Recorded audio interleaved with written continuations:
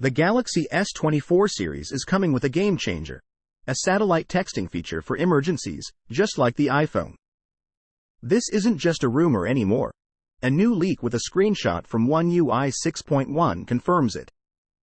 If you're stuck without a mobile network, this feature could be a lifesaver, letting you send crucial location info to emergency teams. It's unclear if both Exynos and Snapdragon models will have it, or which countries will get it first. As for pricing, Samsung seems to be playing it smart by keeping the S24 series at the same price as the S23. That means the S24 could start at $799, with the S24 Plus and Ultra at higher prices, especially for extra memory models. With these prices, Samsung is hoping to boost sales significantly. What are your thoughts on the S24 series and its pricing? Let me know, and don't forget to subscribe for more updates.